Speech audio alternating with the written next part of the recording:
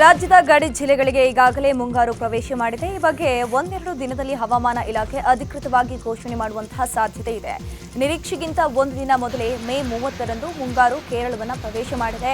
ಮೇ 31ರಂದು ರಾಜ್ಯದ ಗಡಿ ಜಿಲ್ಲೆಗಳಾದ ದಕ್ಷಿಣ ಕನ್ನಡ, ಮೈಸೂರು ಹಾಗೂ ಚಾಮರಾಜನಗರದಲ್ಲಿ ಮಳೆಯಾಗಿದೆ. ನಾಳೆ ಮತ್ತು ನಾಡಿದ್ದು ದಕ್ಷಿಣ ಒಳನಾಡಿನ ವಿವಿಧ ಜಿಲ್ಲೆಗಳಲ್ಲಿ ಹೆಚ್ಚಿನ ಪ್ರಮಾಣದ ಮಳೆಯಾಗುವ ಸಾಧ್ಯತೆ ಇದೆ. ಬೆಂಗಳೂರು ನಗರ, ತುಮಕೂರು, ಕೊಡಗು ಸೇರಿ 9 ಜಿಲ್ಲೆಗಳಲ್ಲಿ ಯೆಲ್ಲೋ ಅಲರ್ಟ್ ಅನ್ನು ಘೋಷಣೆ ಮಾಡಲಾಗಿದೆ. ರಾಜ್ಯದಲ್ಲಿ ಬಿತ್ತನೆ ಬೀಜ, ಗೊಬ್ಬರದ ಕೊರತೆ ಇದೆ. ಬಿತ್ತನೆ ಬೀಜದ ದರ ಹೆಚ್ಚಾಗಿದ್ದು, ಮಳೆ ಬಿದ್ದರೂ ರೈತರು ಬಿತ್ತನೆ ಮಾಡಲು ಸಾಧ್ಯವಾಗಿಲ್ಲ ಎಂದು ಸರ್ಕಾರ ವಿರುದ್ಧ ಮಾಜಿ ಸಿಎಂ ಬಸವರಾಜ ಬೊಮ್ಮಾಯಿ ಆರೋಪಿಸಿದ್ದಾರೆ. ಹಾವೇರಿಯಲ್ಲಿ ಮಾತನಾಡಿದ ಅವರು, ಕಾಂಗ್ರೆಸ್ ಸರ್ಕಾರ ಅನ್ನಭಾಗ್ಯ ಅಂತ ಹೇಳುತ್ತೆ, ಅದಕ್ಕೆ ಬೇಕಾಗಿರೋದು ಬಿತ್ತನೆ ಬೀಜ. ರೈತರಿಗೆ ಬಿತ್ತನೆ ಬೀಜದ ಗ್ಯಾರಂಟಿ ಇಲ್ಲ ಎಂದು ಕಿಡಿಕಾರಿದರು.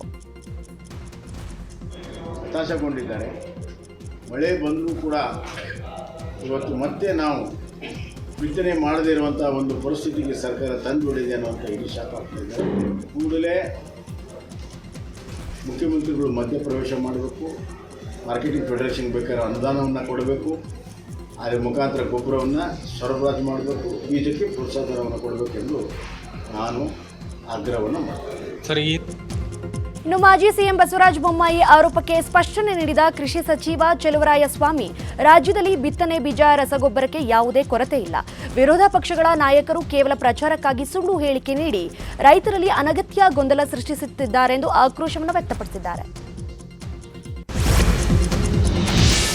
ಭಾರತದ ಹಲವು ರಾಜ್ಯಗಳಲ್ಲಿ ರಣರಣ ಬಿಸಿಲಿಗೆ ಜನರು ತತ್ತರಿಸಿ ಹೋಗ್ತಿದ್ದಾರೆ. ಕಳೆದ 24 ಗಂಟೆಗಳಲ್ಲಿ 54 ಮಂದಿ ಸಾವನ್ನಪ್ಪಿರುವಂಥದ್ದು, ಇದರಲ್ಲಿ 20 ಮಂದಿ ಚುನಾವಣಾ ಸಿಬ್ಬಂದಿ ಕೂಡ ಇದ್ದಾರೆ. ಜೊತೆಗೆ ಇವತ್ತು ಉತ್ತರ ಪ್ರದೇಶ, ಹರಿಯಾಣ, ಚಂಡೀಗಢ, ದೆಹಲಿಯಲ್ಲಿ ಬಿಸಿ ಗಾಳಿ ಬೀಸುವ ಸಾಧ್ಯತೆ ಇದೆ ಅಂತ ಹವಾಮಾನ ಇಲಾಖೆ ಮುನ್ಸೂಚನೆಯನ್ನು ಕೊಟ್ಟಿದೆ. ಸುಡೋ ಬಿಸಿಲು, ಹೆಚ್ಚು ತಾಪಮಾನ ಒಂದ್ ಕಡೆಯಾದ್ರೆ ಮತ್ತೊಂದು ಕಡೆ ನೀರಿಗಾಗಿ ಹಾಹಾಕಾರ ಶುರುವಾಗಿದೆ. ದೆಹಲಿ ಸೇರಿದಂತೆ ರಾಜಸ್ಥಾನದಲ್ಲಿ ಬಿಸಿಲ ಬೇಗೆಯಿಂದ ಅಂತರ್ಜಲದ ಮಟ್ಟ ಕುಸಿದುಬಿದ್ದಿದೆ. ರಾಜಸ್ಥಾನದ ಜೈಪುರದ ಕೆಲ ಭಾಗಗಳಲ್ಲಿ ಟ್ಯಾಂಕರ್ಗಳ ಮೂಲಕ ನೀರನ್ನು ಸರಬರಾಜು ಮಾಡಲಾಗ್ತಿದೆ. ಲೋಕಸಭೆ ಚುನಾವಣೆ ಪ್ರಚಾರದಲ್ಲಿ ಬ್ಯುಸಿಯಾಗಿದ್ದ ಪ್ರಧಾನಿ ಮೋದಿ ಮೊನ್ನೆಯಿಂದ ಕನ್ಯಾಕುಮಾರಿಯಲ್ಲಿ 45 ತಾಸುಗಳು ಸುದೀರ್ಘ ಧ್ಯಾನವನ್ನು ಆರಂಭಿಸಿದ್ದಾರೆ. ವಿವೇಕಾನಂದ ಶಿಲಾ ಸ್ಮಾರಕದಲ್ಲಿ ಮೋದಿ ಧ್ಯಾನ ಮಾಡ್ತಿದ್ದಾರೆ.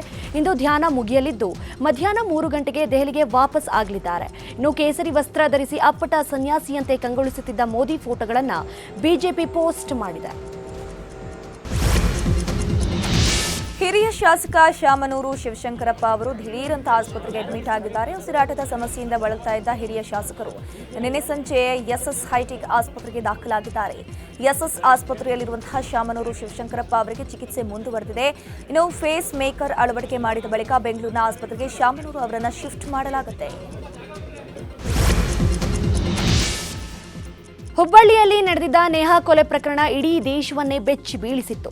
ಈಗ ನೇಹಾ ಕೇಸ್ಗೆ ಹೊಸ ತಿರುವು ಪಡೆದುಕೊಳ್ತಿದೆ. ಮೃತ ನೇಹಾ ಹೆಸರಲ್ಲಿ ಎಸ್ಪಿ ಪ್ರಮಾಣ ಪತ್ರ ಪಡೆದಿರೋದು ಬೆಳಕಿಗೆ ಬಂದಿದ್ದು, ಸರ್ಟಿಫಿಕೇಟ್ ನಕಲಿಯಲ್ಲ ಎಂದು ನೇಹಾ ತಂದೆ ನಿರಂಜನ್ ಹಿರೇಮಠ್ ಸಮರ್ಥಿಸಿಕೊಂಡಿದ್ದಾರೆ. ನಾವು ಬೇಡ ಜಂಗಮ ಆಗಿರೋದ್ರಿಂದ ಎಸ್ಎಸ್ಸಿ ಪ್ರಮಾಣ ಪತ್ರ ಪಡೆದಿದ್ದೇವೆ. ನನ್ನ ಮಗಳ ಸಾವಿನ ನಂತರವೂ ಷಡ್ಯಂತ್ರ ನಡೆಯುತ್ತಿದ್ದು ತೇಜೋವಧೆ ಮಾಡಲು ಯತ್ನಿಸುತ್ತಿದ್ದಾರೆ ಎಂದು ಆರೋಪಿಸಿದ್ದಾರೆ.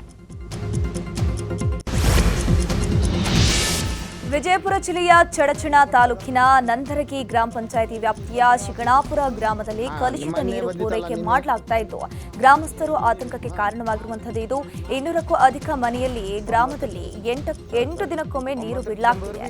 ಆದರೆ ಆ ನೀರು ಕೂಡ ಕಲುಷಿತವಾಗಿದ್ದು ಗ್ರಾಮಸ್ಥರಿಗೆ ಆರೋಗ್ಯ ಸಮಸ್ಯೆಯ ಆತಂಕ ಎದುರಾಗಿದೆ. 2 ದಿನಗಳಿಂದ ಇಂತಹ ಕಲುಷಿತ ನೀರು ಪೂರೈಕೆ ಮಾಡಲಾಗ್ತಿರುವಂಥದ್ದು. ಗ್ರಾಮ ಪಂಚಾಯಿತಿ ಸಿಬ್ಬಂದಿಯನ್ನ ಪ್ರಶ್ನಿಸಿದ್ರೆ ನಮಗೆ ಗೊತ್ತಿಲ್ಲ, ಮೇಲಿನವರನ್ನ ಕೇಳಿ ಅಂತ ಉತ್ತರವನ್ನ ಕೊಡ್ತಿದ್ದಾರಂತೆ. ಇನ್ನು ಬಹುಹಳ್ಳ ಕುಡಿಯುವ ನೀರು ಯೋಜನೆ ಅಡಿಯಲ್ಲಿ ನೀರು ಪೂರೈಕೆ ಮಾಡಲಾಗ್ತಿದ್ದು ಶುದ್ಧ ನೀರು ನೀಡಬೇಕು ಅಂತ ಗ್ರಾಮಸ್ಥರು ಆಗ್ರಹಿಸಿದ್ದಾರೆ. ಭಾರತದ ಆರ್ಥಿಕ ಬೆಳವಣಿಗೆ ಮತ್ತೆ ಅಚ್ಚರಿ ಮೂಡಿಸಿದೆ. ಜನವರಿಯಿಂದ ಮಾರ್ಚ್ವರೆಗಿನ ಕ್ವಾರ್ಟರ್ನಲ್ಲಿ ಭಾರತದ ಆರ್ಥಿಕತೆ ಶೇಕಡ 7.08ರಷ್ಟು ಹೆಚ್ಚಾಗಿದೆ. ಇದರೊಂದಿಗೆ 2023-24ರ ಹಣಕಾಸು ವರ್ಷದಲ್ಲಿ ಒಟ್ಟಾರೆ ಶೇಕಡ 8.02ರಷ್ಟು ಬೆಳೆದಿದೆ ಜಿಡಿಪಿ. ಇನ್ನು ಆರ್ಬಿಐ ಸೇರಿದಂತೆ ಬಹುತೇಕ ಎಲ್ಲ ಏಜೆನ್ಸಿಗಳು ಎಣಿಸಿದ್ದಕ್ಕಿಂತ ಹೆಚ್ಚು ಪ್ರಮಾಣದಲ್ಲಿ ಆರ್ಥಿಕತೆ ವೃದ್ಧಿಯಾಗಿದೆ.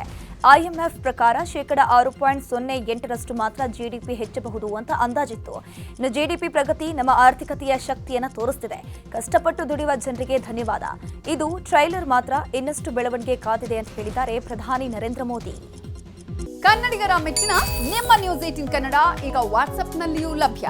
ಕರ್ನಾಟಕ ಮತ್ತು ದೇಶ ವಿದೇಶದ 360 ಡಿಗ್ರಿ ಸುದ್ದಿ ವಿವರವನ್ನ ನೀವು ನಿಮ್ಮ ಕೈ ಬೆರಳುಗಳಲ್ಲಿಯೇ ಪಡೆಯೋದಿಕ್ಕೆ ಈ QR ಕೋಡ್ ಅನ್ನ ಸ್ಕ್ಯಾನ್ ಮಾಡಿ. ನಮ್ಮ ಚಾನೆಲ್ ಅನ್ನ ಫಾಲೋ ಮಾಡಿ, ನೋಟಿಫಿಕೇಶನ್ ಆನ್ ಮಾಡಿ.